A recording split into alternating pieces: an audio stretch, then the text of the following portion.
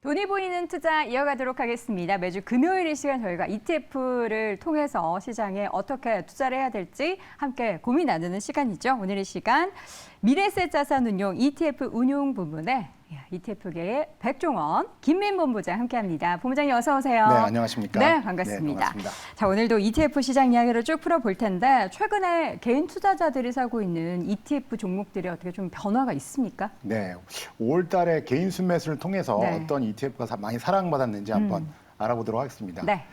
2차 전지 열풍이 1분기에도 너무 아주 거셌는데요. 네. 그 2차 전지 열풍이 그대로 반영된 2차 전지 소부장 ETF가 490억의 매수를 보였습니다. 네. 그리고 2위로는 제가 저번 주에 말씀드렸던 차이나 전기차 ETF가 477억으로 2위를 달성했습니다. 그 차이나 전기차 ETF가 지금 2만 원에서 1만 원 정도로 떨어졌는데 고점 네. 대비해서 그렇다 보니까 많은 개인 투자자들이 순매수할 타이밍이 아닌가라는 생각을 하신 것 저가 매수? 같습니다. 예, 그래서 477억의 순매수를 보였고요. 네. 지금 미국의 기준금리 인상이 어떤 제한적이다라는 분위기가 팽배한 것 같습니다. 그런 의미에서 시장 금리 하락에 베팅하는 ETF가 3위, 5위, 6위, 7위에 랭크되어 있고요. 미국채나 아니면 한국채 장기 국채 ETF를 많이 매수하는 개인 투자자들이 보이고 있습니다. 여전히? 예, 그렇습니다. 네. 그리고 인컴에 대한 관심도 여전히 많은 것 같습니다. 네. 그래서 미국 배당 다우존스라는 ETF도 400억의 순매수를 보이면서 4위에 랭크가 됐고요. 그리고 8위에는 타이거 리치 부동산 인프라라는 ETF가 174억의 매수를 보였습니다. 리치도 그 인컴이 계속 매달 먼슬리로 나오기 때문에 개인 투자자분들이 관심이 많으신 것 같아요. 네. 퇴직연금이나 이런 부분에서. 그러다 보니까 170억 매수를 보이면서 꾸준한 순매수를 보이고 있습니다. 네. 전체적으로 개인 투자자분들이 사고 있는 종목을 보면은 ETF 시장의 흐름을 파악해 볼 수가 있고요. 또 시장의 판도가 어떻게 좀 달라지고 있는지도 확인해 볼 수 있을 것 같습니다. 자, 본부장님, 오늘 저희가 ETF 시장 이야기 할 때 가장 주요하게 확인해 볼 시장이 일본이라고 하는데 일본 시장이 최근에 상대적으로 좀 퍼포먼스가 좋잖아요. 네네. 왜 그런 걸까요? 기본적으로 보니까 1990년 8월 이후로 32년 만에 니케이 225 대표 지수죠. 30년 만에. 네, 오. 32년 만에. 그래서 3만 포인트를 돌파했습니다. 네. 그리고 재밌는 것이 4월 1일부터 급격하게 그 니케이 225 네. 지수가 오르고 있는데요. 일단은 그 다른 타 국가의 대표 지수를 한번 4월 1일부터 5월 말까지 해서 한번 비교해 보시면 좋을 것 같습니다. 그럴까요? 니케이 225가 한 10% 정도 올랐습니다. 그리고 미국의 대표 지수인 나스닥 100이 한 5%, 그리고 니프티 인도 대표 지수죠. 한 5% 올랐고요. 한국의 대표 지수인 코스피 200도 5% 올랐습니다. 네. 그에 비해서 유럽의 대표 지수 유로스탁스는 한 1.7% 정도 올랐고요. 그리고 S&P 500은 1.65%. 네. 홍콩을 대표하는 항생 지수는 마이너스 3%를 보이고 있습니다. 네. 그것만 보셔도 굉장히 급격하게 4월 1일부로 오르고 있다.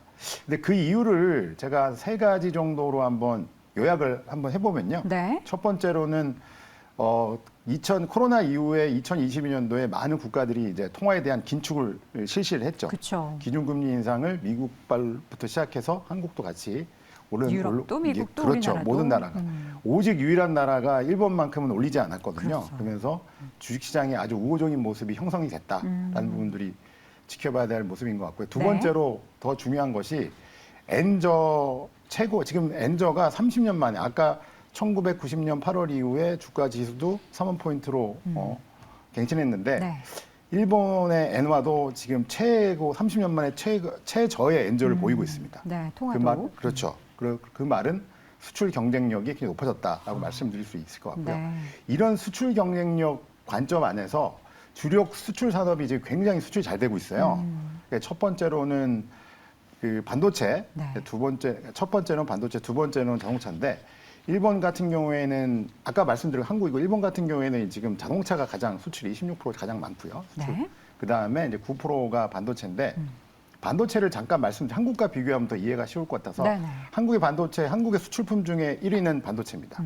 근데 반도체가 지금 40% 굉장히 많이 전년 대비 네. 중국의 반도체 수출이 좀 어렵다 보니까 많이 줄어들었는데 일본의 반도체는 중국의 수출도 4%가 늘었더라고요. 제가 전년 대비. 그리고 미중 무역 전쟁 안에서 네. 큰 수혜를 지금 입고 있는 반도체 소부장, 일본의 소부장 이런 부분들이 일본의 반도체를 지금 끌어올리고 있고요. 두 번째로는 자동차인데 한국 자동차 지금 굉장히 잘 되고 있습니다. 그렇죠. 네, 1위 일본 같은 경우는 1위가 자동차인데 지금 엔저 영향을 받아가지고 제가 혼다의 주식을 살펴봤거든요. 혼다 주식만 예, 엄청 잘 나가더라고요. 예, 혼다 주식이 30% 네. 올랐습니다. 네. 예, 예. 그래서 그것만 봐도 지금 일본의 자동차 수출이 아주 호조를 보이고 있다 이렇게 말씀드릴 수 있을 네. 것 같고요.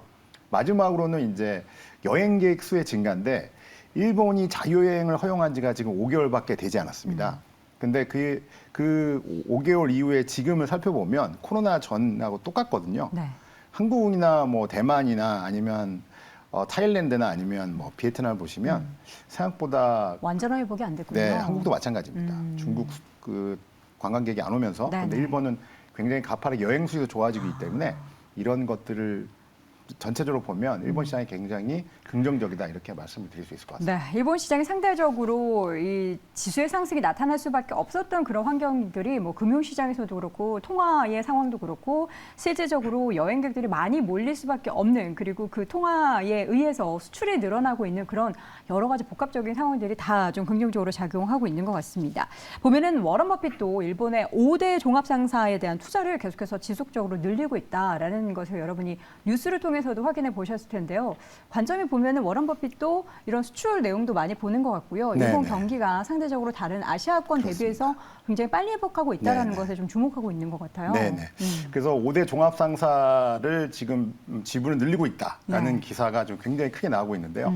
일단 종합상사를 간단히 모르시는 분도 있을 것 같아요. 설명을 네. 드리면 그 우리 미생 장그래, 예스 위켄, 예, 장그래가 그 나왔던 회사가 이제 그 종합상사 예, 기업이죠? 종합상사죠. 네. 그 80년대, 90년대, 2000년 초반까지 한국에서도 굉장히 종합상사가 모든 대학생들이 가고 싶어하는 회사였는데요. 네. 그 일본에서도 제가 찾아봤더니 도쿄대하고 교토대가 명문대 아닙니까? 네. 일본에서 거기서 1위가 뭐 골드만삭스나 이런 뭐 맥킨지 금융회사가 같은 아니라? 미쯔비치 상사가 1위더라고요. 예, 그래서 굉장히 큰 사랑을 받고 있고요.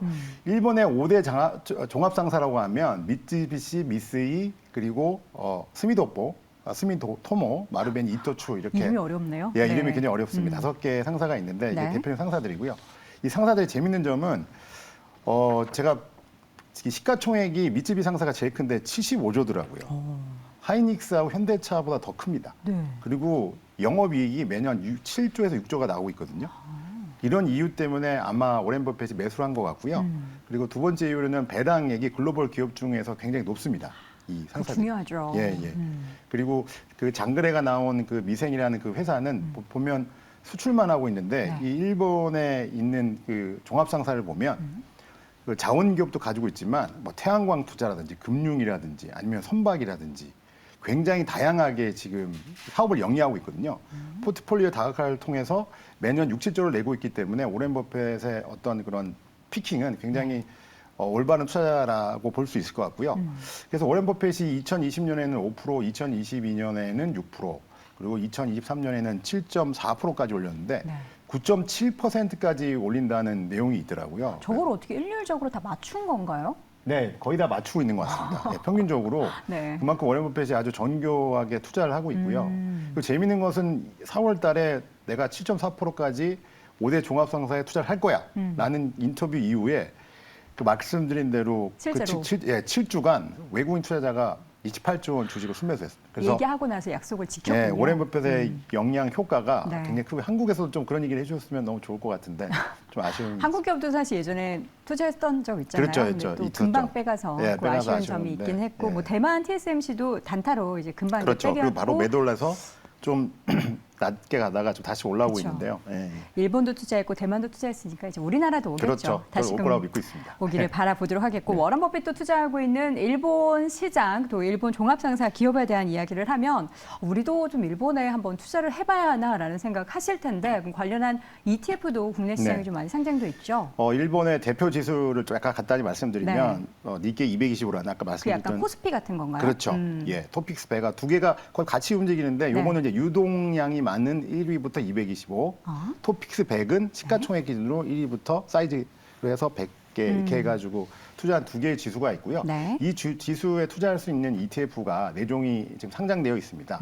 그리고 더 중요한 거는 환해지 ETF와 환오픈 ETF가 있는데 네. 나는 일본 주식시장만 보고 할 거야. 그러면 환해지 ETF에 투자하시면 되는 거고요. 나는 지금 최저니까 30년 만에 분명히 N고가 될 거야. 다시 그러면 올라간다. 예, 환차익까지 먹을 거라서 하면 환 오픈 ETF에 투자하시면 될 것 같습니다. 네, 저 H가 달려 있는 게 환해지 할 수 있는 그런 맞습니다. ETF라는 거 여러분 예. 참고를 알아두시고요. 예. 또 하나씩 잠깐 언급을 해볼까요? 네네. 저 가장 스토커가 큰 게 3,800억이 이루고 있는 네. 타이거 일본 니케이 225 한 네. 오픈 ETF입니다. 그래서 지수는 일본 니케이 225고요. 밑에는 이제 타이거 일본 토픽스 합성 H인데 요거는 이제 합성형으로 이제 환해지가 돼 있는 거죠. 네. 토픽스 100으로. 그다음에 밑에는 이제 에이스 일본 니케이 225H인데 요거는 니케이 225에 이제 환해지 네. 된 것이고 밑에는 코덱스 일본 토픽스 100인데 요것은 말씀드린 대로 환 오픈형으로 되어 있고 이제 토픽스 100에 투자하는 ETF입니다. 그래서 네. 이 네 개의 ETF가 있어서 보시고 나의 투자 성향에 맞게 나는 환 오픈이 좋아, 환해지가 좋아, 나는 토픽스가 좋아, 아니면 일본 니케이 거의 비슷하게 움직이긴 하는데 그걸 네. 보시고 선택하시면 굉장히 그 투자의 수단으로서 굉장히 ETF가 좋은 대안이 될 것 같습니다. 궁금한 게 앞서서 5대 종합상사 말씀을 해주셨고 굉장히 사업을 잘 하고 있다라고 했는데 실질적으로 이 5대 상사 기업들의 실적은 계속해서 좋아지고 있는 거죠? 네, 그렇습니다. 굉장히 좋아지고 이 종합상사가 이 포트폴리오 다각화를 자원과 비자원을 거의 5대 0으로 누리고 있습니다. 네. 그리고 태양광이라든지 뭐 금융이라든지 이런 데 아주 넓게 퍼져 있기 때문에 자본금을 통해서 네. 그래서 굉장히 꾸준한 성과와 그리고 배당을 가져올 걸 생각하고 있습니다. 이들 기업이 어디 포함돼 있어요? 니케이에 포함돼 있나요? 네, 니케이 포함되어 있습니다. 토픽스에 들어가 있고요. 예, 예. 알겠습니다. 네. 워런 버핏도 투자하고 있는 일본 시장 그리고 상대적으로 아시아권 내에서도 퍼포먼스가 좋은 시장에 대한 투자의 방법 소개해드렸고요. 오늘 이 시간 미래에셋 자산운용 ETF 운용 부문의 김민 본부장 함께했습니다. 고맙습니다. 네, 감사합니다.